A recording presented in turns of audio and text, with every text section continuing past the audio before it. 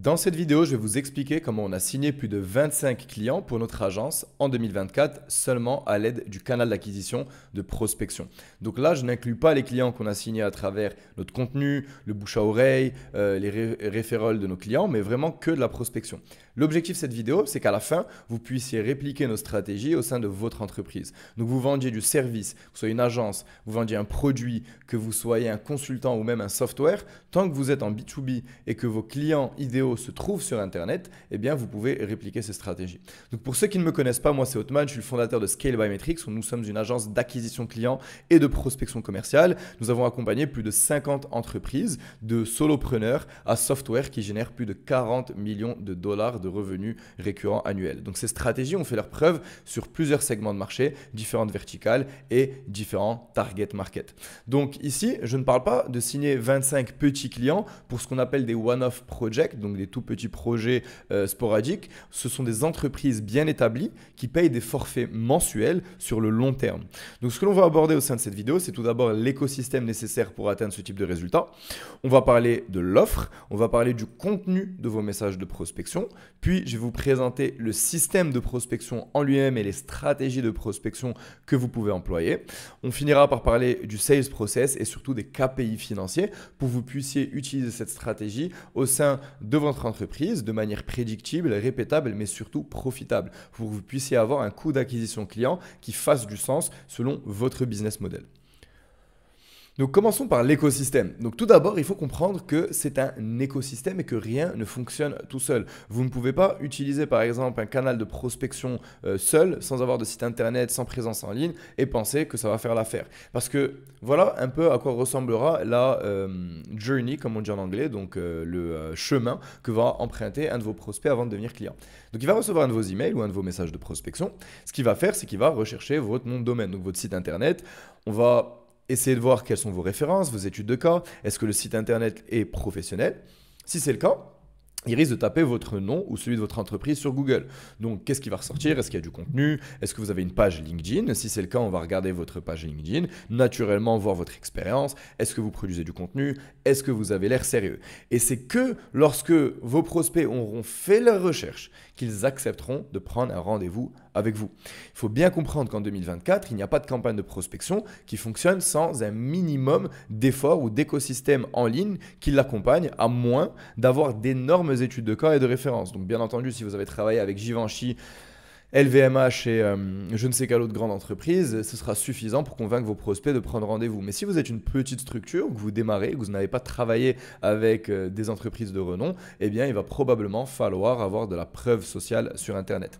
Donc, je vous vois venir. Certains d'entre vous me diront, oui, mais moi, j'ai une entreprise qui existe depuis 5 ans, 10 ans, ça se passe très bien, on a des clients qui restent avec nous sur le long terme. Eh bien, probablement que ces clients sont venus de votre bouche à oreille. Et lorsque quelqu'un vient à travers votre réseau, votre bouche à oreille, on l'a recommandé, on a déjà dit que vous étiez quelqu'un de sérieux et de compétent, et donc la personne vient à vous déjà en connaissance de cause de son problème, de son pain point, mais en plus de ça, il vous fait déjà confiance. Donc c'est beaucoup plus facile de le signer. Alors que quelqu'un qui n'a jamais entendu parler de vous et qui reçoit un email ou un message LinkedIn et vous voulez lui vendre un service ou un produit à plusieurs milliers d'euros par mois, eh bien vous avez intérêt de vous lever de bonne heure si vous voulez le convaincre sans avoir aucune preuve sociale sur Internet. Attention, ceci ne veut pas dire qu'il ne faut pas démarrer votre prospection avant d'avoir un écosystème en place. L'écosystème, il se construit au fur et à mesure du temps. Vous démarrez votre prospection et vos résultats vont s'améliorer avec le temps au fur et à mesure que votre contenu sera produit et posté sur les réseaux. Donc en ce moment, pour notre agence chez Scale by Metrics, j'essaye de poster 1 à 2 vidéos YouTube par semaine. Donc mon objectif, c'est 2 vidéos YouTube par semaine. Malheureusement, on est plus aux alentours d'une seule pour le moment. Je poste 3 à 5 posts LinkedIn par semaine sur ma page personnelle et non pas sur la page pro. Donc ça, c'est une erreur que beaucoup de gens font. L'objectif, c'est que les personnes créent un lien humain avec vous. Et si vous postez avec votre page professionnelle, vous ne risquez pas d'avoir quelconque lien créé avec votre audience. De plus, je poste des vidéos, donc c'est mes vidéos YouTube, mes interviews clients, mais aussi des petits extraits de mes vidéos YouTube sur ma page LinkedIn. J'envoie 1 à 3 éditions de newsletter par semaine, et par moment, je poste sur Twitter et d'autres plateformes. Et même avec tout ça, je vous le dis, c'est pas suffisant. J'ai envie d'accélérer le contenu LinkedIn, poster de manière consistante les 2 vidéos YouTube par semaine et surtout commencer le format short sur YouTube Shorts, Instagram Reels et TikTok. Donc une fois que votre écosystème a été mis en place, les personnes entendent parler de vous, et bien maintenant, il va falloir offrir quelque chose qu'ils ont réellement envie d'acheter.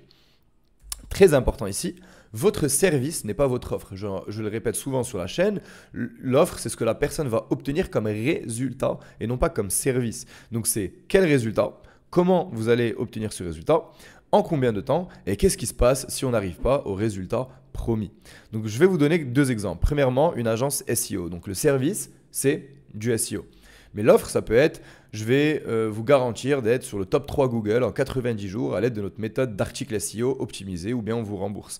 Ça pourrait être, on vous garantit la première place sur Google au sein de votre ville pour la requête plombier, par exemple, en moins de 6 mois ou bien on continuera à travailler gratuitement jusqu'au jour où on arrive à obtenir la première place. Un autre exemple, service, donc prospection. L'offre, ça pourrait être génération de rendez-vous qualifiés à la performance. Vous ne payez que lorsqu'un rendez-vous qualifié a été généré et validé par vos équipes. Donc comme vous pouvez le voir ici, il n'y a pas forcément de remboursement, mais vu qu'on travaille à la performance, c'est une offre qui est, comme on dit, irrésistible. Donc il faut réfléchir à quelle est votre offre et comment on fait pour réfléchir à notre offre. Il n'y a pas forcément besoin de travailler à la performance ou d'offrir une garantie. Je vais vous expliquer après pourquoi. Mais la question que vous devez vous poser, c'est afin que. Cette question, vous pouvez la répéter plusieurs fois. Donc, nous, on offre des services de SEO. Afin que quoi? Afin que vous puissiez vous référencer sur Google. Afin que quoi? Afin que vos prospects puissent vous trouver en premier sur Google comparé à vos compétiteurs. Afin que vous ayez plus de trafic. Afin que vous ayez plus de clients. Afin que vous fassiez plus d'argent. Et plus vous posez cette question, plus vous descendez bas dans la chaîne de valeur et plus vous allez comprendre qu'est-ce que vous vendez réellement. Et la plupart du temps, ce que vous vendez, c'est soit du revenu, soit de l'économie de coûts. Donc, in fine, plus de bénéfices pour l'entreprise qui vous paye. N'oublions pas que l'action de l'achat de vos prospects est basée sur la confiance et la croyance que vous allez délivrer. Et c'est pourquoi le prospect achète. Personne ne dépense son argent s'il ne pense pas avoir un ROI financier. Donc je m'explique. On achète un service ou un produit lorsqu'on a la conviction interne que cette chose que l'on est sur le point d'acheter va nous apporter plus de valeur que ce pourquoi on a dépensé. Donc il faut que vous construisez une relation de confiance et que votre prospect ait une croyance profonde que ce que vous allez lui délivrer est de qualité, qu'il obtiendra son résultat rêvé. Et donc, la seule façon de faire ça, c'est en ayant des références et des études de cas. Mis à part si votre trafic vient de votre bouche à oreille, des références de vos clients, etc. Mais lorsque l'on parle de prospection, la seule manière de construire cette confiance, ce sont bel et bien ces études de cas. Et sur ce graphique, donc le graphique, la ligne bleue, c'est l'importance de votre offre, donc à quel point votre offre doit être forte, c'est-à-dire est-ce que vous travaillez à la performance, est-ce que vous donnez une garantie ou un remboursement en cas de non-accomplissement du résultat. Et la ligne noire, c'est le nombre d'études de cas que vous avez. Donc comme on peut le voir au début, lorsqu'on n'a presque pas d'études de cas et de références, eh bien l'importance de l'offre est super élevée. Mais au fur et à mesure du temps, le plus vous allez collecter d'études de cas et montrer votre compétence, et le moins l'offre sera importante. Donc aujourd'hui, chez Scale-by-Metrics, notre offre n'a plus besoin d'être aussi irrésistible parce que nous avons beaucoup de preuves sociales. Donc lorsque vous allez sur notre site internet ou notre chaîne YouTube, vous avez littéralement des interviews de CEO et de fondateurs d'entreprises B2B qui racontent leur expérience de travail avec nous. Nous avons de super bons résultats pour la majorité de nos clients. Et donc, franchement, d'ailleurs, je ne crois même pas qu'il y ait une autre agence en France sur notre marché avec vraiment des interviews clients qui montrent de tels résultats. Tout le monde peut écrire sur son site internet qu'il a obtenu un certain résultat. On peut très facilement mentir ou enjoliver la situation. C'est pour cela que nous, on privilégie les interviews vidéo avec nos clients et c'est pour ça que je vous dis, je ne vois pas d'autres agences sur le marché qui ont des interviews clients qui montrent le type de résultat que l'on a. Et je pense que c'est la raison pour laquelle aujourd'hui, chez Scale-by-Metrics, nous ne travaillons plus à la performance. Il fut un temps où on travaillait à la performance, mais aujourd'hui, on a fait nos preuves, on a montré qu'on était compétent et donc on n'a plus besoin d'avoir une offre aussi irrésistible qu'on en avait à l'époque. Donc vous aussi, ça dépend du nombre d'études de cas, de références et de preuves sociales que vous avez. Parlons maintenant de l'offre de votre cold email. Donc là, on a parlé de l'offre que vous offrez à vos prospects, donc votre offre qui a un rapport avec votre service. Mais qu'en est-il de l'offre du cold email? Donc l'offre du cold email, c'est ce que vous proposez aux prospects, soit en échange d'un rendez-vous, soit en échange d'une conversation. Alors, il y a une différence entre votre offre et l'offre de votre message. Qu'est-ce que vous offrez au sein de votre message de prospection? Je vois trop peu de personnes réfléchir à cette question, mais elle est trop importante. Si vous proposez directement un call à la personne, en fait, l'offre de votre message, c'est tout simplement de prendre un rendez-vous. Si vous proposez un audit SEO, l'offre de votre message, c'est un audit gratuit. Et c'est une des meilleures façons de se démarquer, c'est de proposer quelque chose en fait qui a de la valeur à votre prospect. Donc laissez-moi vous donner quelques exemples concrets. Premièrement, et c'est ce que je vois fonctionner le mieux en ce moment, donc aujourd'hui on est le 25 juillet 2024, ce qui fonctionne le mieux, c'est ce qu'on appelle des Service-Based Lead Magnets. Donc des Service-Based Lead Magnets, c'est tout simplement offrir une partie de votre service qui normalement aurait dû être payante gratuitement à vos prospects.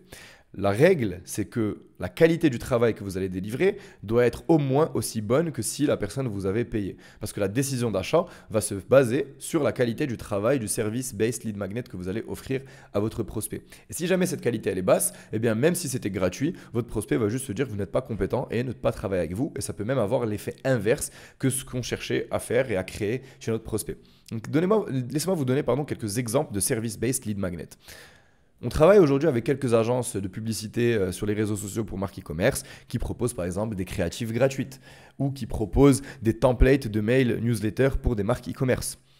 Nous, on a commencé à proposer des scripts de prospection ou même des listes de prospects gratuites.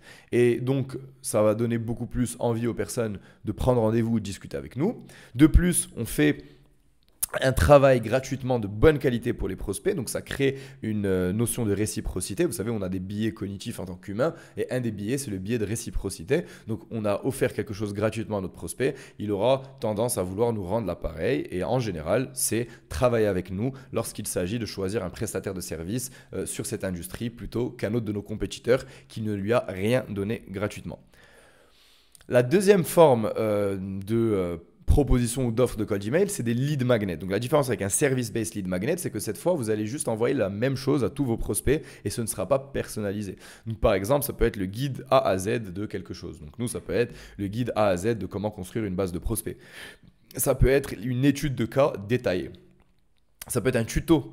Et attention, il faut vraiment que ce soit utile, encore une fois. Si vous envoyez un lead magnet, il ne faut pas que la personne sente qu'elle s'est faite gruger ou qu'elle a perdu son temps en consommant votre lead magnet. Ça peut être une vidéo personnalisée, donc vous pouvez envoyer une vidéo sous forme, un audit sous forme vidéo, vous pouvez auditer ses créatives, ses stratégies marketing, son site internet, vous pouvez lui présenter en une vidéo personnalisée votre solution ou lui donner plus d'informations. La clé, c'est que la vidéo soit rapide, claire, straight to the point et que la personne puisse voir que vous êtes un humain derrière la caméra, derrière l'email, que vous savez parler correctement, que vous n'êtes pas quelqu'un de bizarre et que donc prendre un rendez-vous avec vous, ça ne va pas manger tant que ça de pain et que vous avez l'air d'être quelqu'un de sérieux. Donc c'est ça l'impact de la vidéo. Et finalement, tout simplement une offre directe, donc lui dire prenez un rendez-vous si vous voulez en savoir plus ou bien inscrivez-vous à notre software ou à notre liste email, etc. Si vous voulez plus d'informations. Actuellement, chez Skybametrics, on utilise un mix de lead magnets, de service-based lead magnets qui sont générés par l'intelligence artificielle. Donc, j'ai déjà fait une autre vidéo qui explique comment utiliser l'IA afin de créer ce type de stratégie. Et des offres un petit peu plus directes où on propose directement un rendez-vous à nos prospects. Encore une fois, plus vous allez avoir d'études de cas, plus vous allez avoir de la crédibilité, plus vous allez avoir de la social proof et moins vous aurez besoin de service-based lead magnet ou de lead magnet et vous pourrez tout simplement vous baser sur des offres directes. Mais à chaque fois que je vous dis ça, il faut comprendre que si vous avez beaucoup d'études de cas, beaucoup de social proof et qu'en plus de ça, vous avez une offre à la performance ou de garantie et qu'en plus de ça, vous proposez des lead magnets, eh bien, vous allez vous démarquer de manière très très significative de votre compétition. Parlons maintenant du sales process. Alors, une fois que vous avez tout cela en place et que votre prospection fonctionne, le pain point suivant, c'est souvent la capacité de la personne à closer les deals ou les calls qu'ils auront générés. Le pain point numéro 1 de toute entreprise, c'est généralement de générer des leads, donc de l'intérêt pour son offre. Ensuite, le pain point numéro 2, ça devient de closer les deals. Et une fois que vous closez des deals et que vous savez générer des calls de manière consistante, le pain point 3, ça devient les opérations. Donc parlons du pain point numéro 2, closer les calls. Si vous n'avez pas un vrai sales process en place, à moins d'être le sales le plus naturel du monde, vous n'allez pas obtenir de bons résultats. Il vous faut un process qui est répétable, qui est le même, qui est simple et que vous pouvez même enseigner et déléguer un jour à un autre sales. Disclaimer, je ne suis pas un professionnel de la vente, ceci est basé sur mon expérience personnelle. Donc peut-être que vous aurez des informations plus adéquates sur d'autres chaînes YouTube ou chez d'autres formateurs. Ce n'est pas mon ambition de me proclamer comme étant un professionnel de la vente, mais voici ce qu'on a appris après plus de 200 rendez-vous de vente juste cette année en 2024. D'ailleurs, ces 200 rendez-vous, c'est moi qui les ai pris parce qu'on n'a pas de sales au sein de la structure. Donc tout d'abord, parlons de tracking. Comme on dit, Money is in the follow-ups. Donc l'argent se trouve dans les relances. Si vous n'avez pas une façon de traquer votre pipeline, votre tunnel de vente, ou appelez ça comme vous voulez, vous allez oublier de relancer la plupart de vos prospects. C'est pour cela que je vous recommande fortement d'utiliser un CRM. Vous pouvez utiliser un CRM gratuit. Nous, on a construit un Airtable en interne chez Scalable-Metrics. Donc ça ne nous coûte pas d'argent. C'est moi qui l'ai construit avec quelques automatisations. Il est vraiment spécifique à nos besoins. Mais pour vous, si vous êtes un petit peu moins technique et que vous ne savez pas construire ce type de solution, vous pouvez utiliser HubSpot, Close ou Folk, qui est un CRM tendance en ce moment que je vous recommande d'aller regarder. Donc votre CRM va vous permettre de traquer vos résultats, non seulement de vous rappeler quand il faut relancer quelqu'un, mais en plus de ça, traquer vos KPI de vente et savoir s'il y a un mois ou une semaine où vous closez moins qu'une autre. Est-ce qu'il y a une période de l'année où vos prospects sont moins qualifiés, et ainsi vous allez pouvoir comprendre qu'est-ce qui va mal dans votre process de vente actuellement. Ensuite, ce que j'ai aussi appris, c'est que lorsqu'on prospecte, il est très difficile de demander à quelqu'un de sortir le chéquier après un seul rendez-vous. La personne ne sait pas qui vous êtes, elle a reçu un email, elle prend un rendez-vous et au bout de 30 minutes, vous lui demandez 3 000, 5 000, 10 000 euros. Eh bien, c'est très compliqué. C'est pour cela qu'il faut utiliser ce qu'on appelle une framework à 2 rendez-vous. Donc, le deuxième rendez-vous, en fait, c'est le bon moment pour même démarrer votre travail si la personne est un bon fit et qu'elle est OK avec le niveau de pricing que vous avez mentionné à la fin du R1.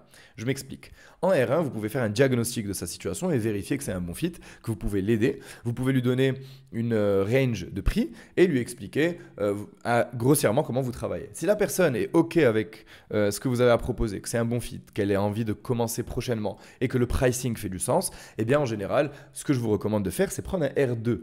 Et lors de ce rendez-vous numéro 2, donc ce qu'on appelle le R2, vous pouvez déjà commencer une partie de votre travail, un peu comme un service-based lead magnet, démarrer la réflexion sur la stratégie et montrer à votre prospect et futur client potentiel exactement ce que vous allez mettre en place. Vous pouvez échanger avec lui et en fait ça va se baser sur 3 biais cognitifs de l'humain. Le premier, c'est le biais de continuité. Si votre prospect à travailler main dans la main avec vous lors de ce deuxième rendez-vous pour mettre en place une stratégie, que vous avez passé 45 minutes à la mettre en place et qu'à la fin de ces 45 minutes, eh bien vous avez une stratégie qui est prête et qu'il a déjà passé plus de 2 heures au total entre le R1 et le R2 avec vous au téléphone, le biais de continuité va faire que naturellement, il aura envie de démarrer le projet parce qu'il est déjà bien entamé, qu'il a déjà mis du sien, de son énergie et que donc il aura cette impression qu'il va falloir continuer ou bien il aura trop perdu de temps jusqu'ici et travailler avec un autre prestataire de service, ça ne ferait pas de sens parce qu'il faudrait reprendre tout ça de zéro. Il y aura aussi le biais de réciprocité. Vous aurez déjà donné de la valeur, la personne aura envie de vous rétroquer cette valeur et donc potentiellement de travailler avec vous. Et finalement, le biais de familiarité parce que vous aurez passé 2 fois plus de temps avec la personne en R1 et en R2 et donc cette personne aura le sentiment de vous connaître beaucoup mieux et potentiellement donc travailler avec vous. L'autre chose qui est extrêmement importante, c'est de se former. Donc, lire des livres sur la vente, acheter des formations, regarder des vidéos YouTube, mais le plus important, c'est de revoir ces rendez-vous. Je vous en prie, si vous faites de la vente sur Google, Meet, Zoom ou n'importe lequel de ces logiciels en visio, filmez-vous, enregistrez, bien entendu, prenez l'accord de votre prospect en amont et re-regardez vos rendez-vous. Peut-être pas tous les rendez-vous, regardez-les en x2, regardez certaines sections, mais en tout cas, il faut que régulièrement, vous vous revoyez vendre. Et c'est ainsi que vous allez comprendre quelles sont les choses que vous aviez manquées, quels sont les mots qui avaient été employés par vos prospects. Vous allez peut-être vous rendre compte que votre tonalité, la façon dont vous présentez les choses n'est pas assez bonne et c'est comme ça qu'on s'améliore. Et la dernière chose que j'aimerais partager avec vous concernant la vente, c'est l'opportunité qu'on a en 2024 dans un contexte économique où les entreprises ont des problématiques financières. Donc vous le savez, depuis le Covid, c'est très compliqué financièrement pour la plupart des boîtes. Beaucoup de personnes ont même, comment on dit en français, je m'excuse, viré, je m'excuse du terme, mais viré la plupart de leurs employés. Et donc, on se retrouve dans un contexte où les personnes font vraiment attention à ce qu'ils achètent et là où ils investissent leur argent. Donc, une façon de remédier à cela, c'est d'abord de proposer une low ticket offer, c'est-à-dire de vendre un premier service, pas très cher, une première prestation, un peu comme une phase de testing qui va permettre à votre client de s'engager avec vous sans pour autant investir un gros montant. Ça va permettre d'avoir un premier quick win, donc de montrer votre compétence, de le faire se sentir à l'aise pour ensuite, après cette première phase, upsell, donc lui vendre derrière dans le back-end une offre un petit peu plus chère et le fidéliser sur le long terme. Trop de personnes aujourd'hui ont juste envie de vendre une seule offre qui coûte X milliers d'euros et si c'est pas ça, c'est rien. Eh bien, depuis qu'on a changé un peu notre méthodologie et qu'on commence à vendre des packages un petit peu plus faibles en termes de prix en amont pour faire des phases de testing et derrière upsell nos clients sur des plus gros packages, notre taux de closing a significativement augmenté. Ce que je vous dis là, c'est pas des blagues. J'ai démarré en closant 0 rendez-vous sur mes 30 premiers rendez-vous de vente à l'agence Scale-My-Metrics. Puis, j'ai commencé à closer à 5%, puis à 8%, puis à 10%. Aujourd'hui, on close entre 40 et 60% des offres que je fais aux prospects. Donc, lorsque quelqu'un est qualifié, que le timing est bon et que je lui fais une offre, en général, 40 à 60% de ces personnes-là finissent par signer avec nous et deviennent des clients de l'agence. D'ailleurs, c'est ce qui me laisse penser qu'on n'est pas assez cher en ce moment et je pense à augmenter soit nos prix, soit la durée de l'engagement à la rentrée de septembre 2024 parce que tout simplement, si on close à 40 à 60%, c'est peut-être même un peu trop élevé. Il faut plutôt closer à 20-30%. C'est là où on est sur un pricing qui fait du sens. Parce qu'in fine, mieux vaut, à mon sens, avoir 10 clients qui vous payent 4 000 € par mois que d'en avoir 20 qui vous payent 2 000 € par mois. Je sais que c'est un débat sans fin. Ceux qui vous disent qu'au contraire, il faut étaler son risque sur une multitude de clients. D'autres qui vous disent que c'est mieux d'avoir moins de clients. Personnellement, je n'ai pas encore pris ma décision finale sur la question, mais je pense que augmenter nos prix, ce ne serait pas une idée délirante. Donc d'ailleurs, si jamais vous avez envie de travailler avec nous, c'est peut-être le moment. On est en juillet 2024 et je pense qu'en septembre ou en octobre, on va augmenter nos prix. Donc parlons maintenant de la stratégie de prospection en elle-même. Donc là, j'aimerais vous faire remarquer quelque chose. Ça fait, donc je ne sais pas combien de temps, ça fait 20 minutes que je filme cette vidéo et c'est à peine maintenant que je vais vous parler de la prospection. Tous les canaux d'acquisition fonctionnent tant que les fondamentaux sont là. C'est pour ça que la stratégie de prospection et le système de prospection, il vient aussi tard dans la vidéo. Si demain le cold email ne fonctionnait plus à cause d'une mise à jour de Google ou Outlook, les fondamentaux de mon business sont là. Je mettrai en place une stratégie ads ou de prospection sur une autre plateforme, donc du phoning ou du LinkedIn, et je vous garantis qu'au bout de 2 ou 3 mois, je serai au même niveau. Parce que mon offre est bonne, parce que je crée du contenu sur Internet et que j'ai un bon écosystème, parce que mon sales process est clair et qu'on sait closer des deals lorsqu'on a des leads dans la pipeline. Et donc, ce que je vous recommande, c'est de focus sur votre offre, sur votre stratégie, sur votre sales process, sur votre branding, afin que la prospection ou même n'importe quel autre canal d'acquisition fonctionne. Bien entendu, je ne vous dis pas qu'il ne faut pas lancer vos campagnes de prospection ou d'acquisition tant que tout n'est pas parfait, ce serait la pire chose à faire. Il faut toujours avoir des campagnes d'acquisition qui tournent, mais il faut constamment travailler sur le reste afin de supporter vos campagnes d'acquisition et de leur permettre d'être performantes. D'ailleurs, lorsqu'on travaille avec une entreprise au sein de Scale-My-Metrics, ce que l'on fait, c'est que lors de notre phase de setup, on discute de tout ça. On discute de leur offre, on discute de leur stratégie, on leur explique comment mettre en place un bon sales process, on les forme à la vente en leur donnant une formation interne que l'on a sur comment closer des deals en prospection. Et c'est ça qui nous permet d'obtenir des bons résultats pour nos clients. Si notre travail, c'était juste de construire des listes de prospects et d'envoyer des messages de prospection à cette liste, eh bien, vous aurez pu recruter n'importe quel freelanceur en ligne et lui donner des directives pour qu'il fasse la même chose. Nous, notre valeur ajoutée, elle est sur tout ce qui vient englober cette partie qui vient coupler vos campagnes de prospection. Lorsqu'on prospecte, l'une des choses les plus importantes, c'est d'arriver au stade où on a une input-output equation. Donc, je vous explique. L'objectif, c'est d'avoir cette notion d'input-output clairement définie. Et ça passe par avoir des ratios. Par exemple, c'est quoi mon lead to email ratio? C'est-à-dire combien d'emails ou de prospects je dois contacter pour générer un lead. Combien d'emails ou de prospects je dois contacter pour générer un call? Combien d'emails ou de prospects je dois contacter pour signer un client? Quels sont vos ratios? Ces ratios, ils ne sont pas constants. Vous pouvez faire des moyennes sur certaines périodes, sur certains trimestres. Ils vont changer au fur et à mesure du temps, mais c'est important de les connaître parce que c'est ce qui va vous permettre d'avoir de la prédictibilité. Je vous explique. Imaginons que je génère un lead tous les 100 emails. Donc à chaque fois que je contacte 100 personnes, il y en aura une qui me pose une question ou qui a l'air intéressée. Et que une personne sur deux qui a répondu favorablement à mon email finit par prendre rendez-vous. J'ai donc un ratio de 1 sur 200 de call to email, c'est-à-dire que je dois contacter 200 prospects pour générer un rendez-vous. Maintenant, imaginons qu'en moyenne, j'ai seulement 80% des personnes qui se présentent. Donc vous savez, si vous faites de la vente, vous allez avoir un taux de personnes qui ne se présentent pas au rendez-vous. Donc imaginons que vous avez 20% de no-show, donc 80% de taux de présence, et que sur les personnes qui se présentent, vous closez 25% d'entre eux. Cela veut dire que si vous avez 5 rendez-vous, vous avez 4 qui se sont présentés et un no-show, et que sur 4 personnes qui se sont présentées, vous avez closé un deal. En d'autres termes, vous avez envoyé 1000 emails, donc à 1000 prospects différents, afin de signer un client. Et donc, votre client to email ratio est de 1 sur 1000. Et donc, si le mois prochain, vous décidez qu'il faut signer 4 clients au sein de votre agence pour atteindre vos objectifs de croissance, vous allez probablement devoir envoyer 4000 emails ou même un petit peu plus parce que vous devez avoir une marge d'erreur en place. Et c'est comme ça qu'on met en place une stratégie commerciale de prospection qui fait du sens. On crée nos premières campagnes, on obtient des benchmarks pour les ratios, puis on met nos forecasts trimestriels pour savoir combien de clients on a besoin de signer pour atteindre nos objectifs. Et ensuite, on fait du reverse engineering pour se dire combien de messages de prospection je dois envoyer tous les mois afin d'atteindre ces objectifs-là.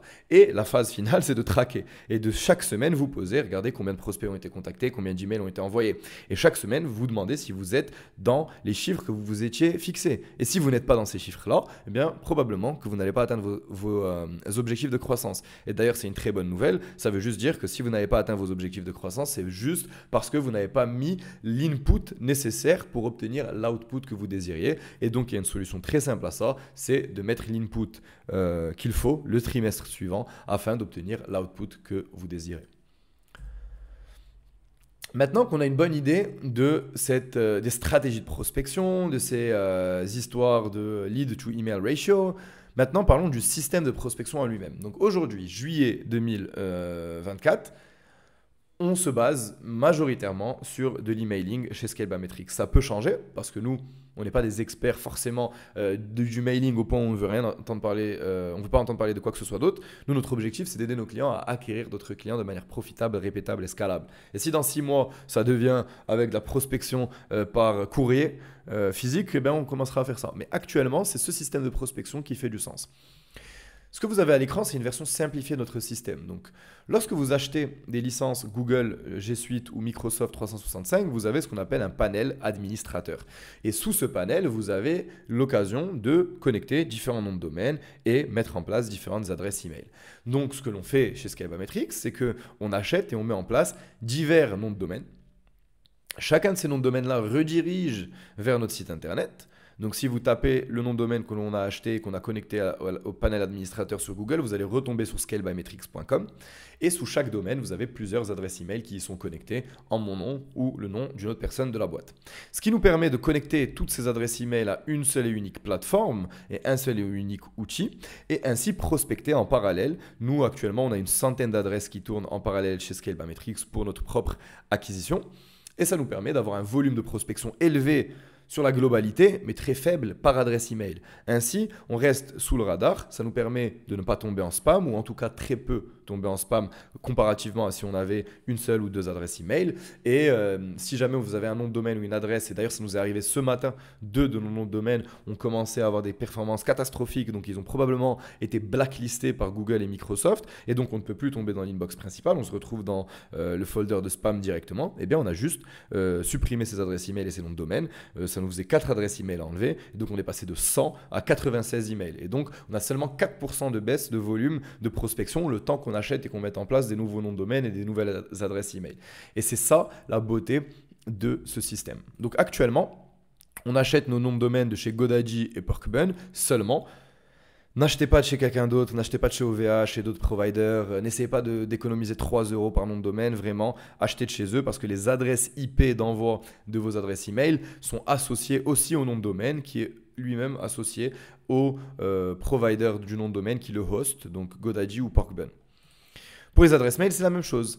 50-50 entre Microsoft et Google parce que vous devez avoir un mix d'adresses IP. Parce qu'imaginons que vous achetiez, comme ici à l'écran, 10 adresses email Microsoft qui sont toutes sous le même panel administrateur Microsoft. Et qu'une de ces adresses email est marquée comme étant spam et commence à être blacklistée. Mais Microsoft ne sont pas stupides. Ils savent que toutes les autres adresses de ce panel administrateur sont probablement aussi utilisées pour de la prospection et vous risquez de perdre toutes ces adresses d'un coup. Et c'est pour cela que l'on split déjà entre Microsoft et Google, mais qu'en plus, même au sein de Google et de Microsoft, on crée plusieurs panels administrateurs afin d'étaler notre risque et nos différents comptes de mailing. Vous pouvez aussi avoir 10 à 20% de vos adresses email qui proviennent de ce qu'on appelle des providers SMTP. Si vous voulez, ça coûte moins cher, c'est plus simple d'utilisation. C'est un peu moins performant Microsoft et Google, mais c'est bien aussi de se diversifier. Si vous ne savez pas c'est quoi des providers SMTP, ne vous prenez pas la tête, juste splitter entre Microsoft et Google, c'est déjà assez bien comme ça. Ne dépassez pas 5 à 10 adresses email par panel administrateur pour protéger vos adresses IP et ne dépassez pas 2 adresses email setup par nom de domaine. Une fois que vous avez mis ça en place, maintenant parlons des séquences. Donc les séquences de prospection ne devraient pas dépasser 2 à 3 emails par séquence maximum. N'utilisez pas de liens, n'utilisez pas de vidéos, n'utilisez pas d'images. Ne traquez pas d'ouverture de vos emails, ne traquez pas les clics aux liens sur les emails.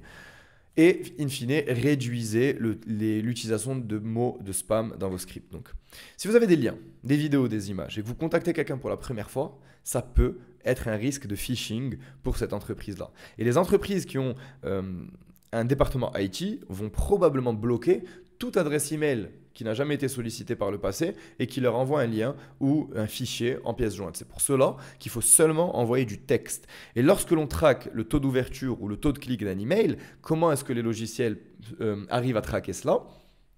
Eh bien, ils mettent un pixel dans votre email qui est invisible parce que c'est un pixel, donc un peu comme une image. Une image, c'est une multitude de pixels. Et bien là, ils en mettent un seul. Et ils arrivent à savoir lorsque ce pixel a été vu, observé par quelqu'un. Et si ce pixel a été observé, c'est que l'email a été ouvert. Et donc, c'est comme si vous aviez mis une image à l'intérieur de votre email de base. Donc, ça revient au même que mettre un lien, une image ou une vidéo. Donc, ça a un impact sur votre délivrabilité et donc vos performances. Il faut réduire aussi les mots spam. Malheureusement, il n'y a pas vraiment une liste officielle de mots de spam, mais il faut faire preuve de bon sens. Mettez pas des chiffres partout, des pourcentages, des euros, le mot banque, paiement, toutes ces choses qui pourraient laisser penser que vous êtes en train d'essayer de faire du phishing ou du spam. Et finalement, pour les outils, utilisez Smartlead ou Instantly pour envoyer vos emails. En ce moment, nous, ce qu'on fait, c'est qu'on envoie 20 emails par jour par compte Gmail pour les campagnes et 25 emails de préchauffement par jour en parallèle de ces 20 emails-là avec 80% de taux de réponse. Disclaimer, il y a un gros update actuellement cet été 2024 de la part de Google et Microsoft. Nous sommes en pleine phase de testing. Nous avons tous vu une baisse de délivrabilité et donc de performance. Et les premiers résultats laissent penser qu'il va falloir réduire de manière considérable le nombre d'emails que vous envoyez par adresse. Les premiers tests nous laissent penser qu'il va peut-être falloir baisser à 5 ou 10 emails envoyés par jour par adresse. Donc probablement que le cold email va très prochainement devenir encore plus cher qu'il ne l'est déjà. Et j'ai aucun doute qu'au fur et à mesure des mois et peut-être des années, le cold email sera juste une façon d'acquérir des clients comme une autre et sera potentiellement même aussi cher que de la publicité en ligne. Donc c'est maintenant qu'il faut capitaliser sur cette opportunité tant que les coûts d'acquisition par email sont faibles. Donc nous, on voit des coûts d'acquisition aussi faibles que 200, 300 euros, 400 euros pour des clients qui payent des milliers d'euros par mois. Donc vraiment, je vous challenge de trouver une autre méthode d'acquisition qui n'est pas basée sur votre réseau ou votre bouche à oreille, qui vous permet de faire de l'acquisition aussi prédictible et aussi peu chère. Je vous recommande aussi d'utiliser une source RGPD compliant pour vos listes de prospects. On ne sait jamais. On est en France, on est en Europe. Vous avez énormément d'outils aujourd'hui qui sont RGPD compliant et ça ne vaut pas la peine de faire du scrapping sur d'autres types d'outils juste pour gagner quelques adresses email en plus ou un petit peu plus d'efficacité et de courir des risques avec la CNIL. Maintenant que vous avez tout ça en place, en tant que business owner, donc si vous regardez cette vidéo, que vous êtes probablement un CEO, un fondateur d'entreprise, vous, tout ce qui vous intéresse, in fine, c'est d'acquérir des clients, générer plus de revenus et le faire de manière répétable et surtout profitable. C'est pour cela qu'il est important de parler des KPI financiers. Ça peut devenir très difficile, très rapidement, de gérer en fait ces marges et comprendre les coûts qui sont associés à notre acquisition client. Et lorsque notre acquisition repose sur un canal qui coûte de l'argent, comme la prospection ou la publicité, il faut comprendre certains de nos KPI et certains de nos ratios. C'est trop important, c'est primordial. Voici les KPI les plus importants. Premièrement, il y a le gross margin. Je m'excuse, c'est en anglais parce que je ne connais pas le terme francophone. Donc, c'est la marge sur une unité supplémentaire. Donc, c'est-à-dire que si vous vendez une unité supplémentaire de votre service ou votre produit, combien ça vous a coûté? Donc ça, c'est le cost of goods sold pour produire cette unité supplémentaire, ou en d'autres termes, quelle est votre marge, gross margin, pour cette unité supplémentaire. C'est différent de la marge opérationnelle de votre business parce que ça ne comprend pas tous les restes de coûts. Typiquement, ça ne comprend pas votre coût d'acquisition. Le coût d'acquisition n'a rien à voir avec le coût pour délivrer une unité supplémentaire de votre service ou de votre produit. Donc, ça ne devrait pas être intégré dans la gross margin. Votre assistante ou assistant ou secrétaire ne devrait pas non plus être compté dans la gross margin. Votre site internet, toutes ces choses-là ne le sont pas. Ensuite, vous avez votre coût d'acquisition. Puis, vous avez votre lifetime value. Donc, la lifetime value, c'est en moyenne, un nouveau client de votre entreprise, combien il va dépenser sur sa durée de vie en tant que client au sein de votre entreprise, encore une fois, en moyenne. Puis, on a la LGPV, donc la Lifetime Gross Profit Value. Donc, la différence avec la LTV, c'est que cette fois, on veut savoir quel est le profit, gross profit, sur la durée de vie d'un client en moyenne pour votre entreprise. Donc, c'est un mix entre la LTV et la gross margin. Donc, typiquement, si vous avez une LTV de 10 000 euros et que vous avez une gross margin de 80%, eh bien, votre LGPV va être de 8 000 euros. C'est-à-dire qu'en moyenne, vous faites 8 000 euros de profit sur la durée de vie d'un client en moyenne pour votre agence. Et finalement, les ratios que vous devez connaître aussi, c'est la LTV divisée par votre coût d'acquisition et la LGPV divisée par votre coût d'acquisition. Maintenant que je vous ai défini ces KPI, parlons de l'équation la plus importante qui est que votre lifetime value doit être supérieur à votre coût d'acquisition plus votre cost of goods sold, ou en d'autres termes, votre LGPV doit être supérieur à votre coût d'acquisition. Parce que, in fine, votre LGPV, ce n'est autre que la LTV moins cost of goods sold. Qu'est-ce que ça veut dire ? Ça veut dire que lorsque vous dépensez de l'argent pour acquérir un client, il faut que ce coût soit inférieur à ce que vous allez gagner sur la totalité de la collaboration avec ce client. Donc si en moyenne, un client vous rapporte 8 000 euros de bénéfices, vous avez jusqu'à 8 000 euros de dépenses maximum à dépenser pour acheter un client avant que vous soyez dans le rouge. Le plus haut ou le plus grand, le plus élevé ce ratio sera, LGPV divisé par CAC, le plus scalable sera votre business. Parce que si vous avez un LGPV to CAC ratio de 2, eh bien, vous dépensez 50% de votre profit net sur votre acquisition.